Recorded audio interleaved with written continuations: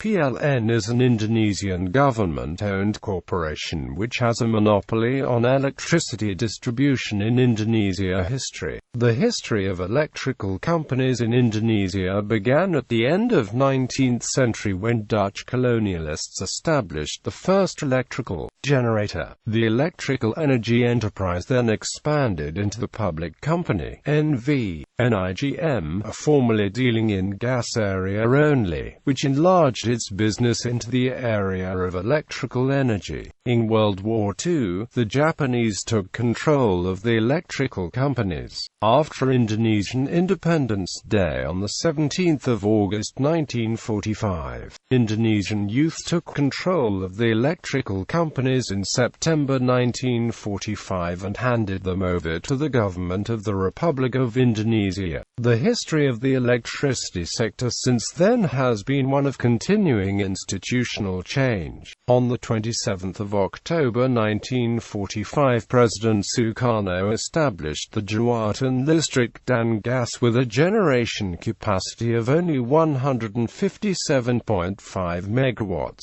On the 1st of January 1961, the Bureau of Electricity and Gas was changed into BPUPLN, which dealt in the areas of electricity, Argas, and Cokas. On the 1st of January 1965, BPUPLN was closed and two governmental companies were set up, Perusahaan Listrik Negara handling the electrical energy and Perusahaan Gas Negara handling gas. The capacity of the electrical power generator of PLN, then, was 300 megawatts. There were further institutional changes during the 1970s, 1980s, and 1990s. In September 2002, a new electricity law, Law No. 22/2002, was introduced which foreshadowed major changes in the structure of the electricity supply industry. The new law required an end to PLN's monopoly on electricity distribution within 5 years, after which time private companies were to be permitted to sell electricity directly to consumers.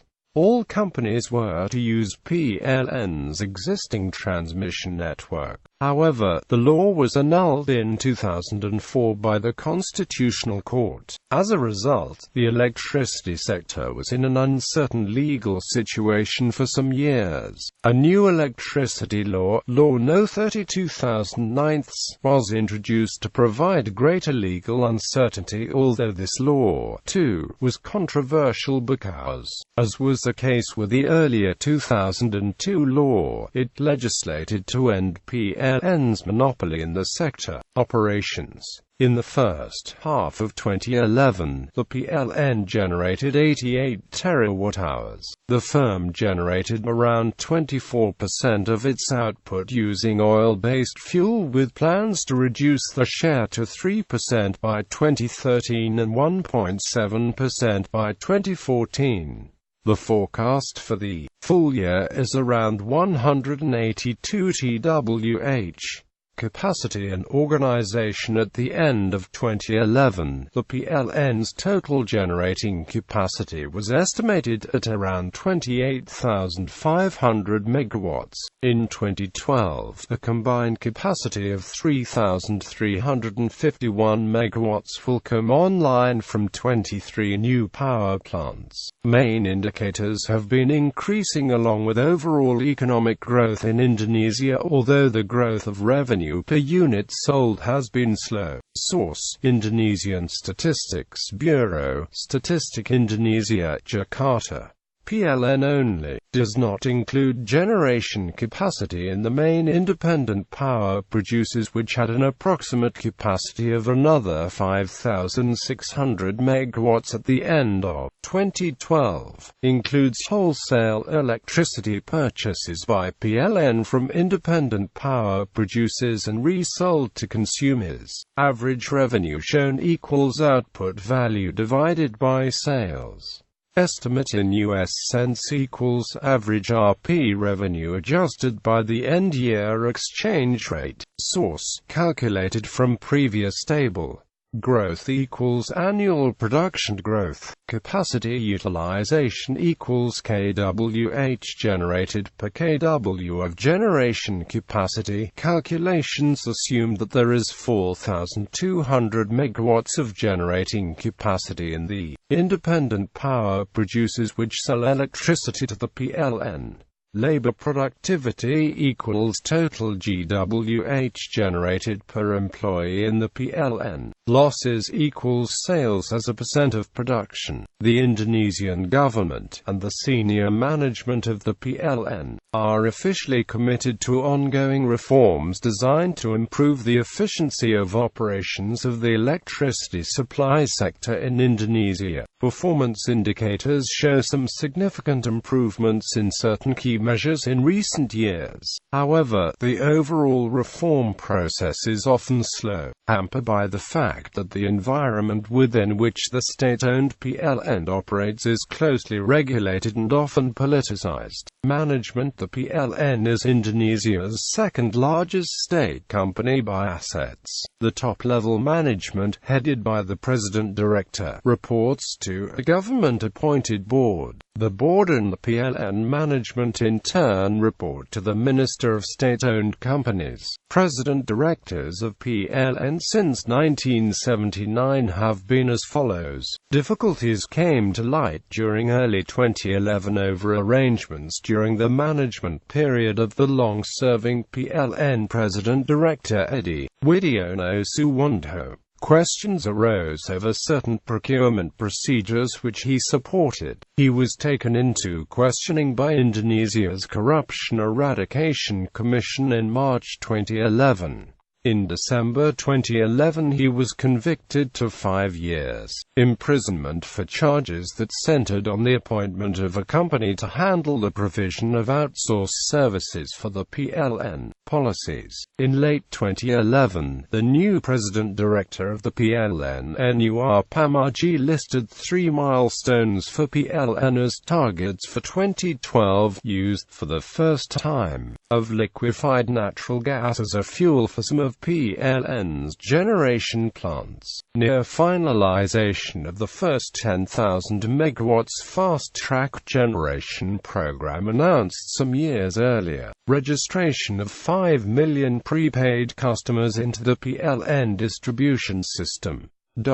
Service. The reliability and quality of electricity supply has steadily improved in Indonesia in recent decades. Supply is more reliable in Java because the grid is relatively well developed compared to the situation in the outer islands where most areas are serviced by localized systems often powered by small diesel plants.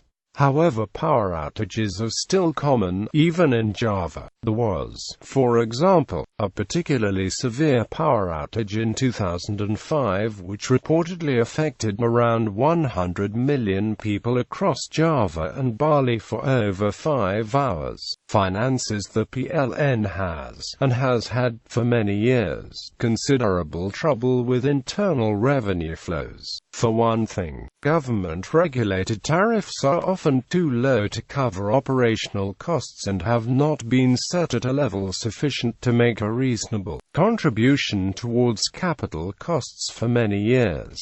For another thing, there is widespread consumer resistance to payment of electricity bills. The cash flows of the company are often weighed down with overdue debts from consumers. As just one example, in the Banyumas district of Central Java in late 2011, it was reported that 60% of the PLN's 140,000 customers in the area were overdue with payments for their electricity bills, causing the company over $300,000 in losses each month. Of the customers in arrears, 13,000 were considered very bad customers and were targeted for disconnection. But the PLN's efforts to improve debt collection, both in Banyumas and in many other areas of Indonesia, often meet with considerable consumer resistance. In Banyumas, consumers complained that the PLN's efforts to improve debt collection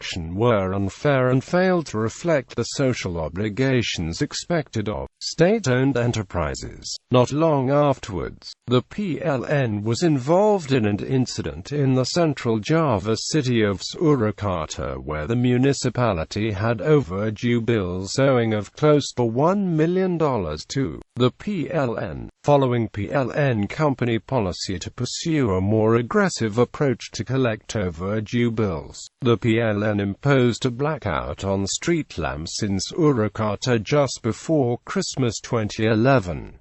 The city municipality quickly arranged payment but deranged the settlement along with a protest and suggested that the PLN should consider the interest of the public before taking this type of action. To reinforce the point, the mayor of Surakarta, Joko Widodo, made a highly publicized personal visit to the local PLN office to deliver the Rp 8.9 billion in cash in the form of hundreds of bundles of notes and coin. Theft of electricity is common in many parts of Indonesia as well. In recent years, the PLN has been moving to tighten up on problems of non-payment of bills as well as theft. Prepaid meters are now required for all new housing units. Apart from internal revenue flows, the PLN relies on large government subsidies to support operations and, especially, capital expenditure. The average tariff for electricity at the end of 2011 was estimated to be around Rp 729 per kWh, while PLN's average cost of production was put at around Rp 1,100. The electricity subsidy provided from the national budget in 2011 was initially budgeted at Rp 65.6 trillion, but the amount increased to Rp 91 trillion by the end of 2011. In March 2012, the government proposed a reduction in the electricity subsidies to the national parliament, but the proposal was rejected. As a result, the PLN came under pressure to try to find economies to reduce the ballooning level of subsidies. In recent years, as economic conditions in Indonesia have improved following the Asian financial crisis of 1997–98, PLN has also been able to undertake significantly increased borrowings through bond issues. In November 2011, for example, PLN issued $1 billion of debt at reasonable market prices. Demand for the debt significantly exceeded the supply of bonds on offer. In October 2012, it was reported that the PLN planned to issue 30-year USD bonds which had been graded BB by Standard & Poor's rating agency. Through the issuance of debt of this kind, the PLN is both raising funds and participating in the development of the domestic debt market in Indonesia. The PLN also accesses other government-supported sources of financing. In December 2011, the company received a Rp 7.5 trillion soft loan from the Indonesian State Investment Agency (PIP). The soft loan was provided for a total period of 15 years with a 5-year grace period for capital payments at a relatively low interest rate of 5.25% per annum. Investment programs. The overall investment program in the public electricity sector in Indonesia is largely dependent on two fast-track 10,000 megawatts investment programs, initiated in recent years. The programs are behind schedule. First 10,000 megawatts fast-track program. The first 10,000 megawatts fast-track program commenced in 2006 and was originally scheduled to be completed by 2010. As of mid-2012, except for one plant, all the power plants were behind schedule. The program was still incomplete towards the end of 2014. Mid-2012, the government announced that as of mid-2012, Slightly over 40% of the expected supply had been delivered. Problems causing delays included equipment availability, land acquisition problems, and funding. In 2012, the PLN reported that around 48% of the total planned capacity of 9,877 megawatts had been realized. The remaining capacity of 5,127 megawatts was expected to come online before the end of 2014. Late 2014, it was reported that FDP-1 would be completed in 2015. The FDP-1 comprises 35 power plants, mostly coal-fired. 10 of the plants are in Java, Bali.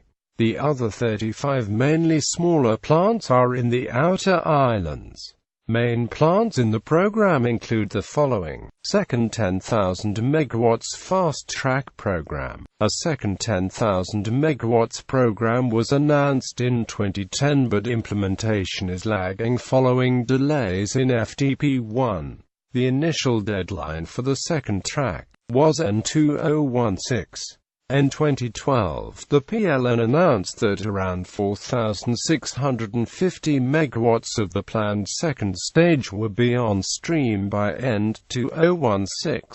The ambitious original plan was that 49% of the second 10,000 megawatts fast-track program would be made up of low-carbon geothermal plants. However, as of end 2012, 36 of the planned 52 geothermal plants were facing delays because of difficulty in obtaining access to sites in conservation areas because of technical difficulties, while a further 14 plants had not yet been put to tender. Late 2014, it was reported that the total size of the program had been expanded to 17,918 megawatts. However, progress under FDP-2 was reported to be slow. The initial deadline for completion had been extended by 5 years to 2020. PLN investment financing. At the end of 2011, it was announced that expected expenditures for PLN during 2012 would be around Rp 260 trillion, made up of Rp 191 trillion for operational costs and Rp 69 billion for capital expenditures. Financing flows for the capital expenditures were forecast as follows. PLN investment projects and plans. The PLN has plans to build a significant number of coal mine mouth power plants in Sumatra and Kalimantan. These include the following: plans for power plants in Sumatra with a combined capacity of 7,300 megawatts by 2020. One of the aims of this program is the goal of optimizing coal usage. 2. Amongst other things, accelerate development in the producing regions of Indonesia. In early 2012, the PLN announced that contracts had been awarded for the construction of 3 coal feed plants with a total combined capacity of 2,140 megawatts in Sumatra, South Sumatra 5, South Sumatra 6, and South Sumatra 8. It is also expected that in June 2012, the PLN will begin the tender process for 3 mine mouth plants in Sumatra, South Sumatra 9, South Sumatra 10, Jambi. The 3 plants are expected to come on stream in 2016. A mine-mouth coal-fired plant in the SAM, South Kalimantan, with a capacity of 530 megawatts is expected to come online by the end of 2012. This is the Indonesia's 3rd existing mine-mouth coal-fired plants. Other plants are the Ombilan plant and Bukit SAM plant, both in West Sumatra. Long-term plans. The PLN has issued an electricity supply business plan for the period 2013 to 2022. The plan talks of an additional generating capacity need of 59.5 gigawatts over the period. Total estimated expenditure is put at around $125 billion. Useful details are set out in the executive summary of the business plan. Sumatra-Java grid, to provide power from plants in Sumatra to the main Indonesian electricity market in Java. In April 2012, PLN began the tender process for a Rp 20 trillion project expected to be completed in 2017, which would provide 3,000 megawatts of power. The plan is for AC current to be converted to DC current in the Muara Enim converter station, South Sumatra, and be converted back into AC current in the Bogor converter station, West Java. Between these sites, a 40 km 500 kV submarine cable would connect Ketapang in Lampung and Salera in Banten.